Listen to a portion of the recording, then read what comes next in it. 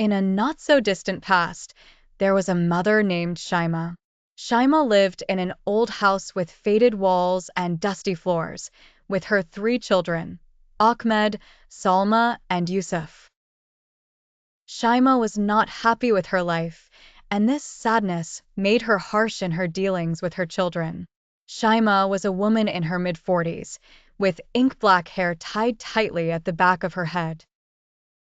She wore a long, old dress, and her face was always scowling, with eyes as sharp as swords.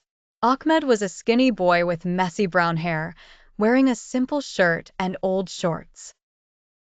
His eyes were always downcast, hidden under his tired eyelids.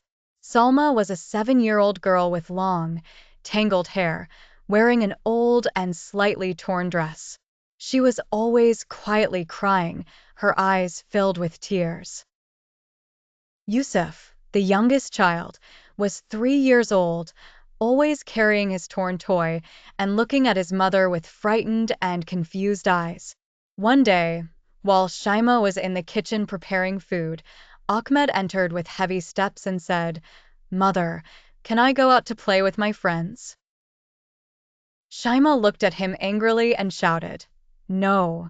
You waste your time playing and forget your studies. Stay in your room and study." Ahmed left the kitchen, hiding his tears.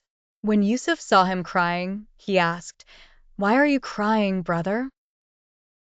Ahmed replied in a low voice, "Our mother doesn't love us. She always shouts."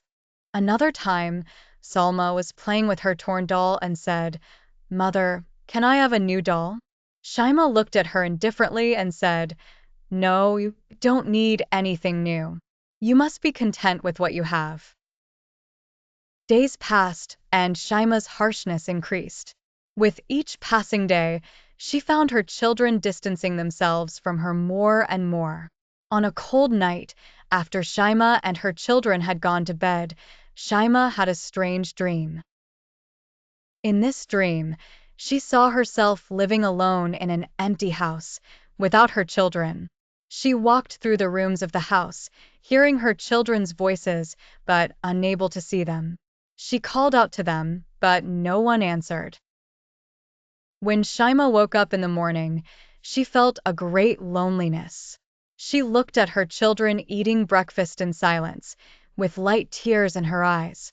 She thought about the dream and realized that her behavior had made them feel distant from her. That day, Shaimaa decided to try to change herself.